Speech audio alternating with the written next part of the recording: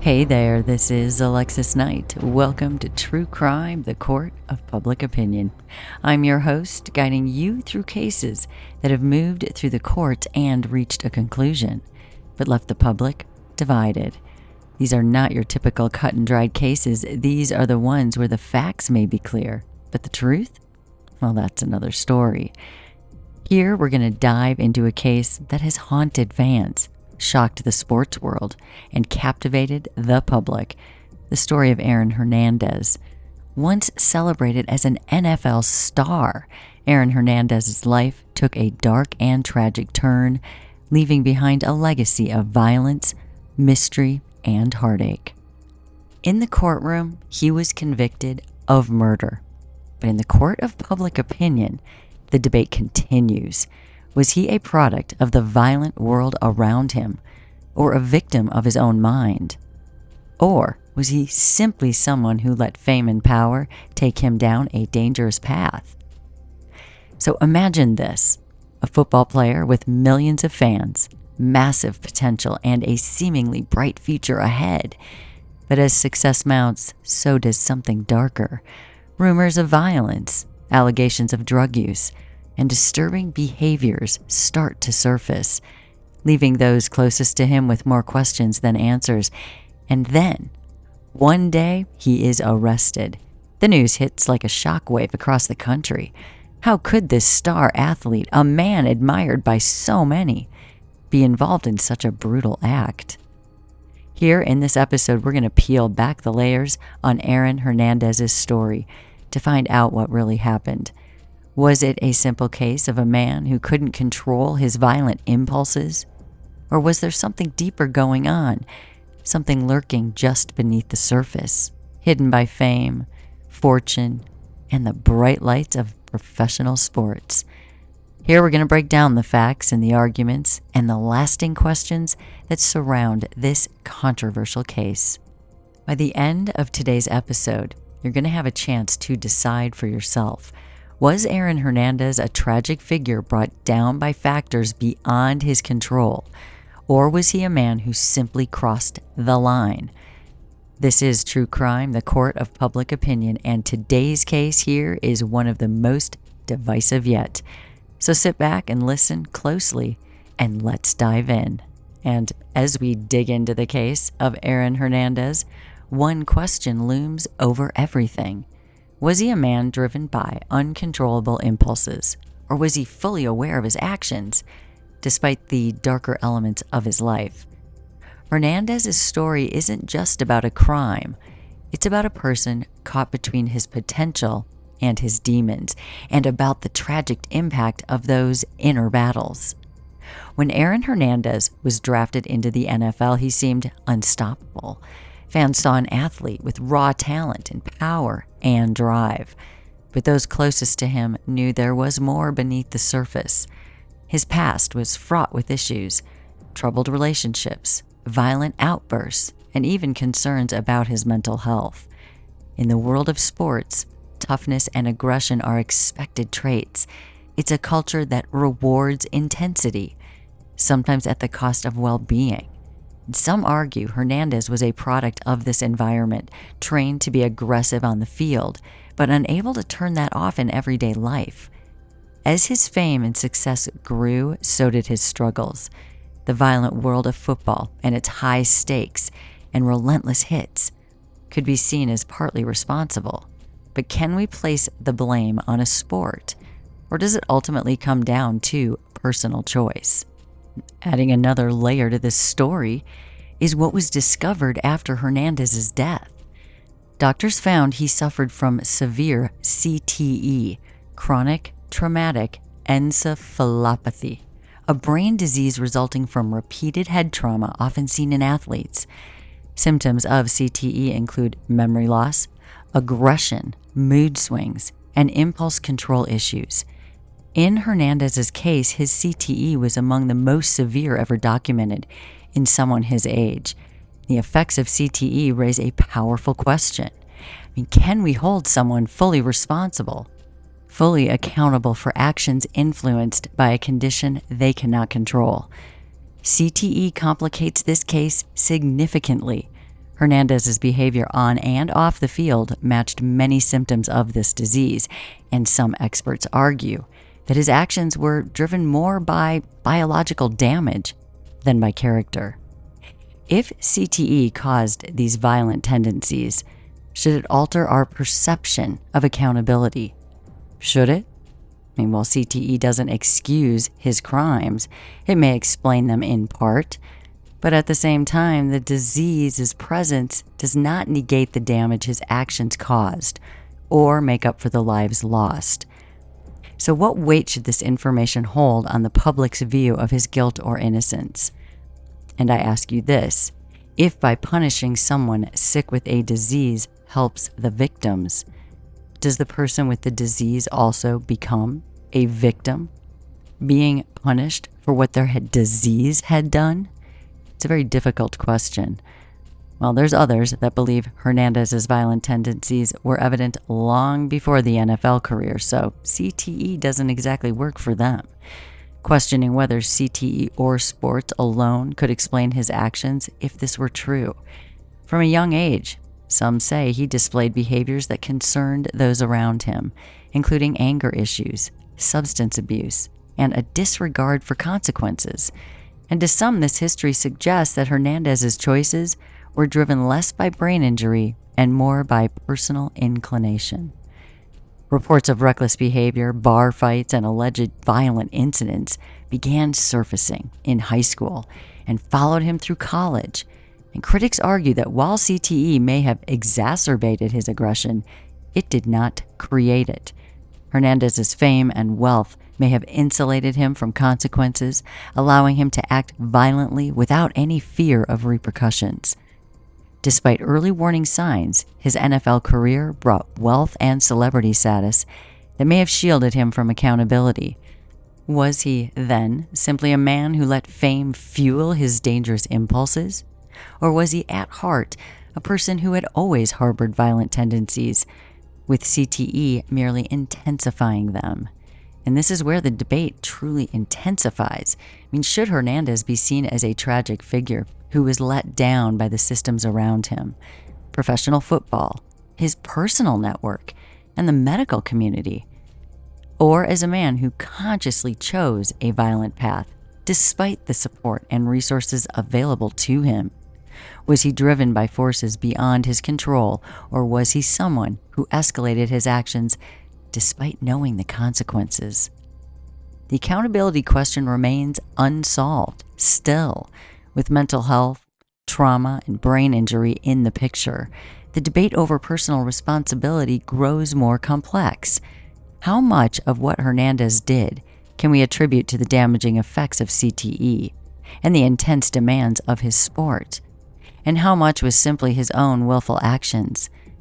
This case forces us to consider the balance between biological influence and individual responsibility, especially when violence and mental health and high-profile careers intersect. Hernandez's life pushes us to ask, can a person be both a victim and a perpetrator? How do we define personal responsibility when faced with mental health issues or trauma? Well, by the end of this episode, you are going to have the chance to decide for yourself. Was he mad? Was he bad? Was he somewhere in between? It's a story with no simple answers, so let's dive deeper into this controversial case. All right, so as you know, Aaron Hernandez was once celebrated as an NFL star with a bright future.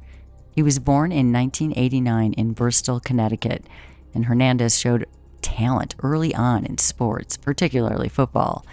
And despite challenging family happenings marked by his father's death when he was only 16, he earned a scholarship from the University of Florida, where he went and quickly gained attention as a standout tight end for the Gators. And by 2010, he was drafted by the New England Patriots, launching a high-profile career that seemed to promise fame and fortune and success. But trouble followed Hernandez, even as he rose in the ranks of the NFL. During his college years, he faced allegations of violent behavior and reportedly failed multiple drug tests, raising concerns that were largely ignored by coaches and league officials. who only saw his athletic potential. Despite these red flags, Hernandez quickly became a fan favorite in New England, known for his agility and strength. He earned a 5-star, $40 million contract extension in 2012, a move signaling that the Patriots were invested in his future. Yet the darker side of Hernandez's life continued to emerge. His aggressive behavior was not limited to the football field. Reports of reckless behavior, altercations, and violent incidents outside of games began to surface. Friends and former teammates described a man who lived on the edge, had a lifestyle marked by substance abuse and risky activities.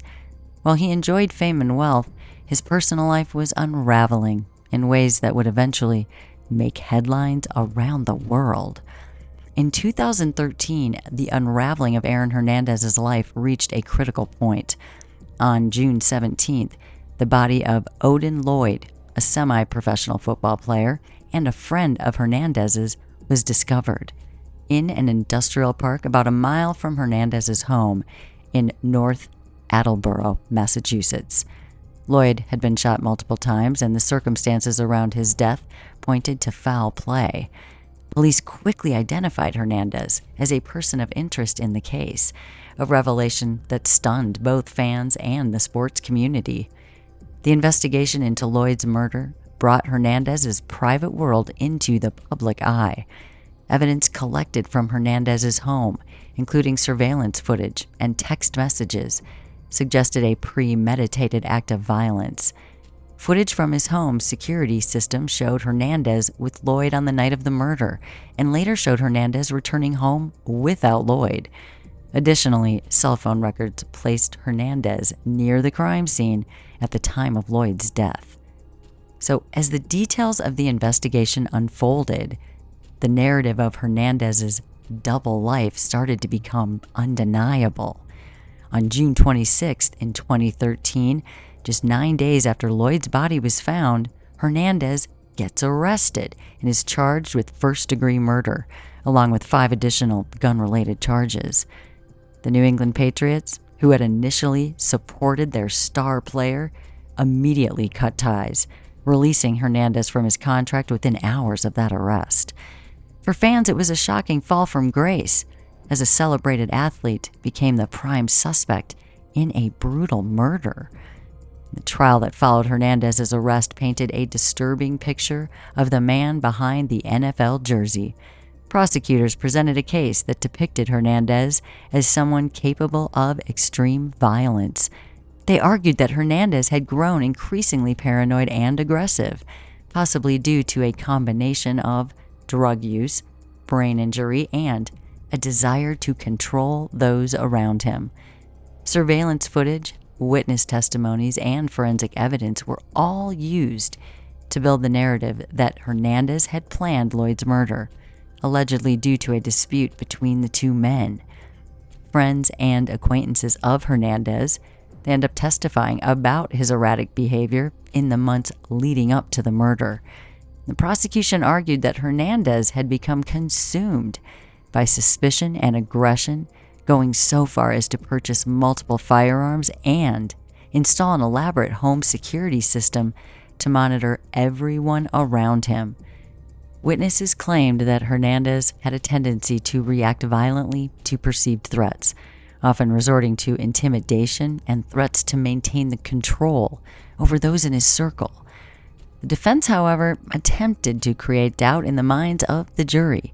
They argued that the evidence was circumstantial and that there was no direct proof linking Hernandez to this murder. They suggested that while Hernandez's lifestyle may have included questionable choices, it did not make him a killer. But the weight of the evidence, particularly the surveillance footage and cell phone data, painted a grim picture, and the prosecution's argument ultimately prevailed. In 2015, after a lengthy trial filled with emotional testimony and very detailed evidence, Aaron Hernandez was found guilty of first-degree murder in the death of Odin Lloyd. He received a life sentence without the possibility of parole. The courtroom verdict marked a tragic end to Hernandez's promising NFL career And yet for many, this case was far from resolved. 2 years later, while serving his sentence, Hernandez was found dead in his prison cell, an apparent suicide. His death further fueled the controversy surrounding his story. Autopsy reports later revealed that Hernandez had suffered from one of the most severe cases of CTE ever documented in someone his age, raising questions about the impact of his football career on his mental health and his actions. The diagnosis sparked a national conversation about brain trauma, mental health, and accountability, particularly in contact sports like football. Hernandez's legacy remains divisive.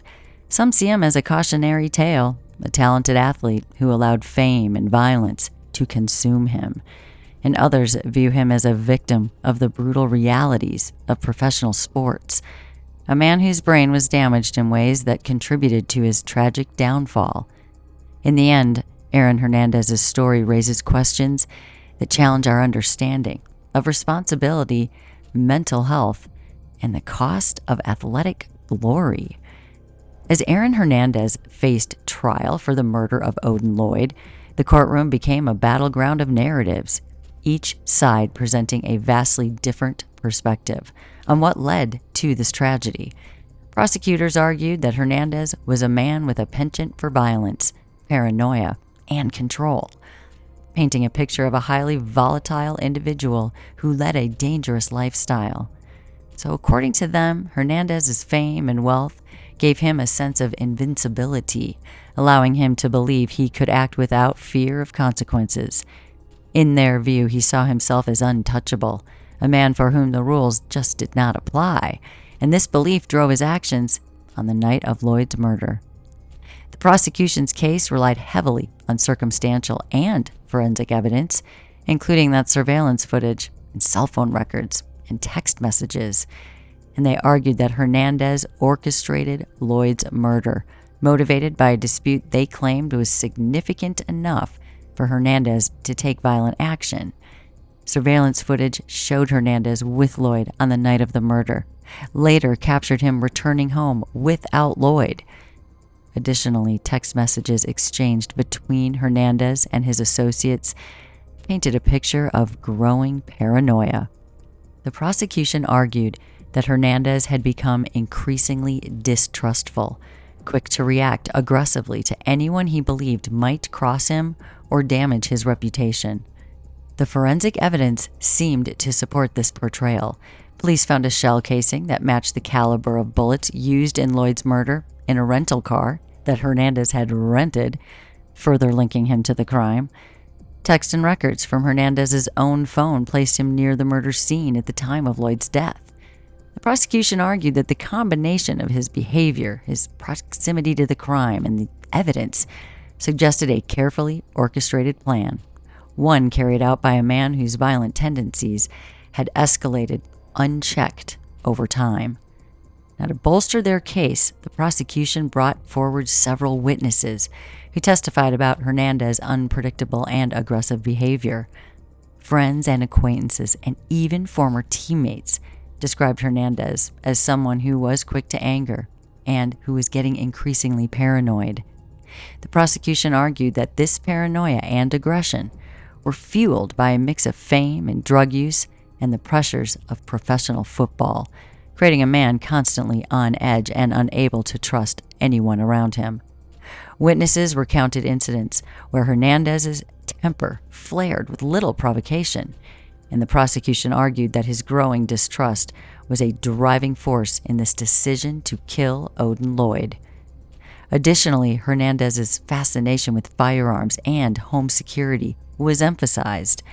The prosecution argued that these elements were not simply hobbies, they were signs of a controlling personality.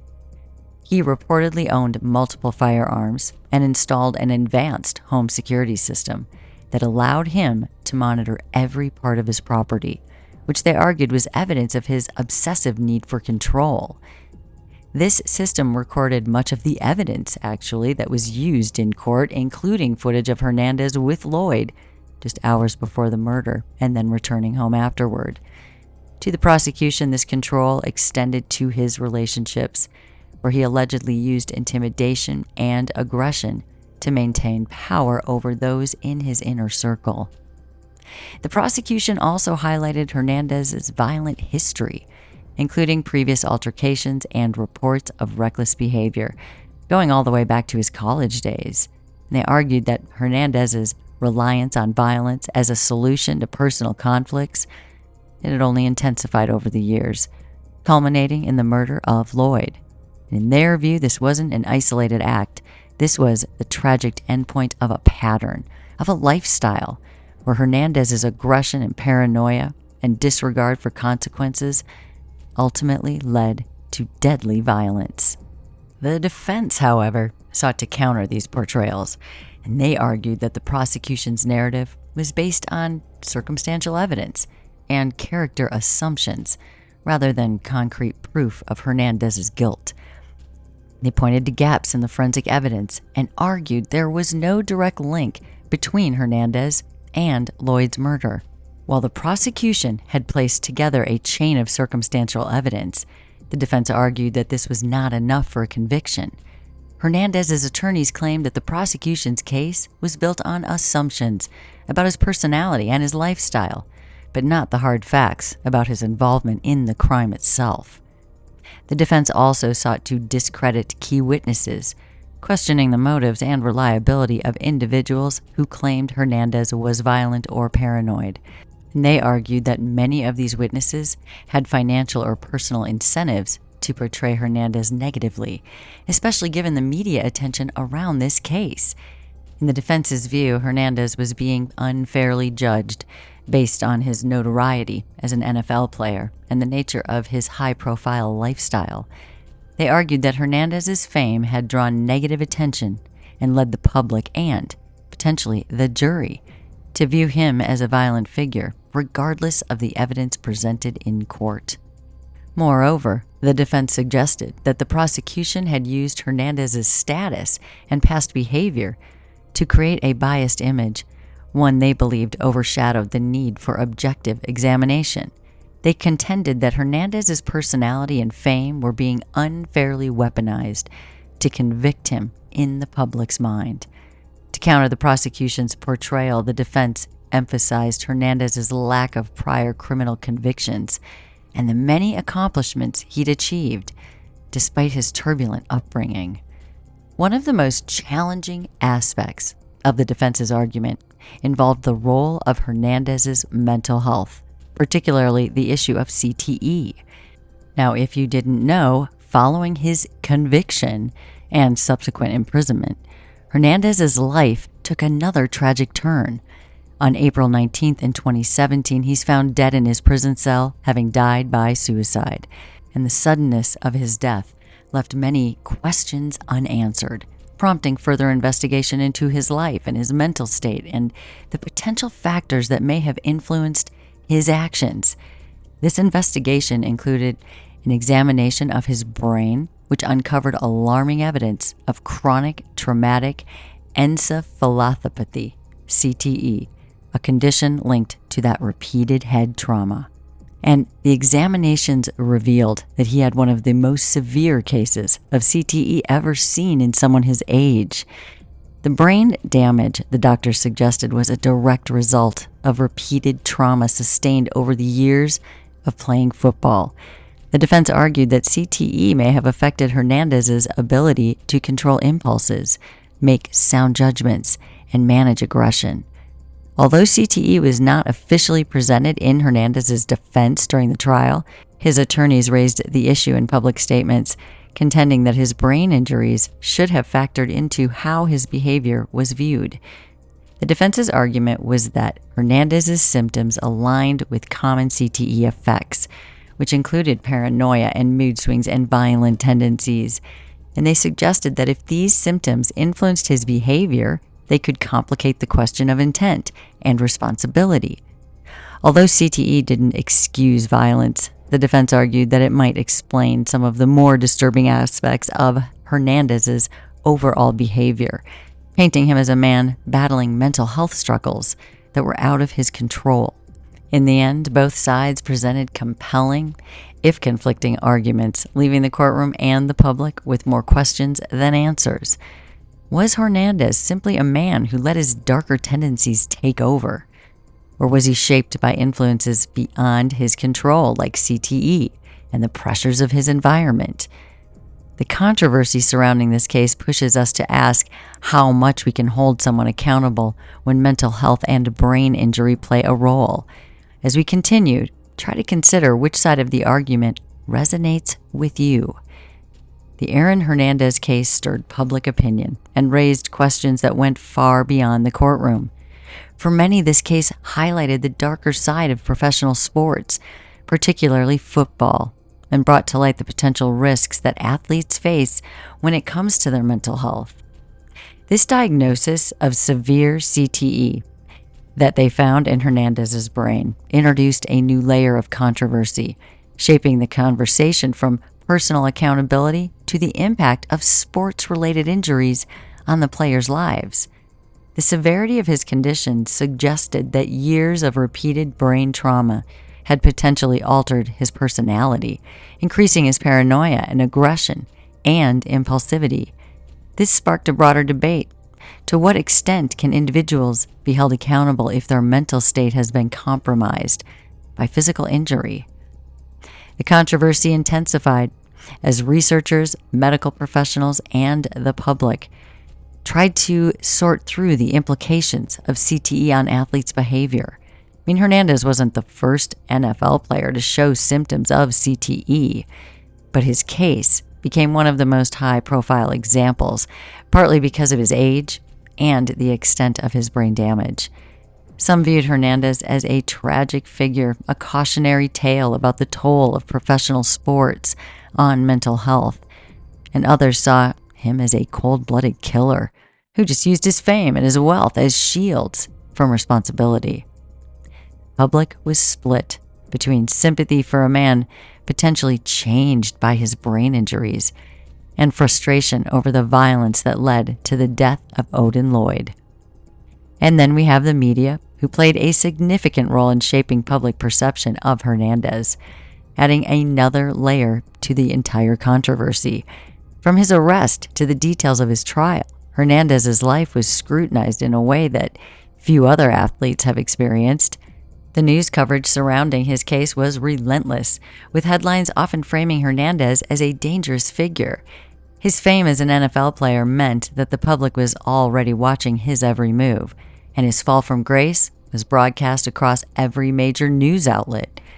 For some, this intense media focus contributed to a sense of bias, painting Hernandez as guilty in the court of public opinion even before the trial began.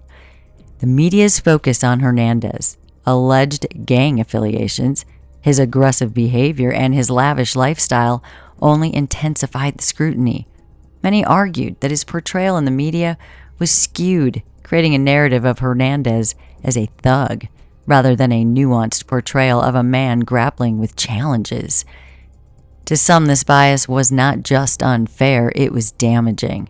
Supporters argued that Hernandez was being tried twice, once in the courtroom and once in the public eye, where the presumption of innocence often seemed overshadowed by sensational headlines. This media frenzy made it difficult for some to separate Hernandez's image as a public figure from the real person behind the scenes, complicating any unbiased view of the case. On the other hand, some felt that Hernandez's celebrity status shielded him for way too long, and this added a unique angle to the controversy, particularly among those who viewed the case as an example of how fame and wealth can lead to dangerous levels of entitlement. Critics argued that Hernandez had been involved in violent incidents well before Odin Lloyd's murder, yet he had repeatedly managed somehow to avoid serious consequences. And in their view, his status as an NFL player provided him with another level and sense of protection, allowing him to operate outside of the law and recklessly. In the end, the case left the public polarized, with each perspective revealing deeper societal questions about justice, accountability, and the role of mental health in violent behavior. For many, Hernandez's severe CTE diagnosis raised essential questions about the duties of sports organizations to protect their athletes. Was the NFL partly responsible here for the toll that football took on Hernandez's brain? Did the league do enough to address mental health risks? Or were players merely disposable assets that got praised for their toughness, but left to handle the consequences all by themselves? This criticism has led to increased scrutiny of the NFL's policies on player safety and mental health, creating conversations about the league's responsibility toward its players.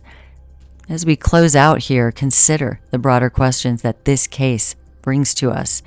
How do we balance compassion with accountability? Can mental health explain, if not excuse, violent behavior? These questions continue to shape the public's view of Hernandez, making this case one of the most controversial and complex in recent history. Now, as we conclude this exploration of the Aaron Hernandez case, we are left with questions that linger long after the courtroom doors close.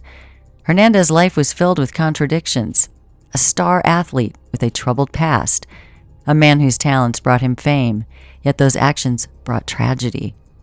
This story leaves us to grapple with the impact of mental health, brain injuries, and the culture of professional sports on an individual's choices. But ultimately, the decision of responsibility and accountability is left with each of us as we weigh the evidence. In cases like this, the facts are often clouded by emotion and media portrayal and the powerful narratives each side presents. Was Aaron Hernandez a victim of a brutal system that failed to protect him, or did he knowingly walk a path that led to violence? We're going to close this episode, and I invite you to think about where you stand. Do you see Aaron Hernandez as a tragic figure, a man whose struggles with CTE and mental health ultimately consumed him? Or do you believe that despite his circumstances, he was responsible for his actions and the pain he caused others? When does sympathy for someone's challenges cross the line into excusing behavior? And how much responsibility should we place on outside influences, like sports culture and fame, in cases of violence? Think about it. And thank you for joining me in True Crime, the Court of Public Opinion. Stay safe out there and stay curious. Ask the difficult questions. And until next time, this is Alexis Knight.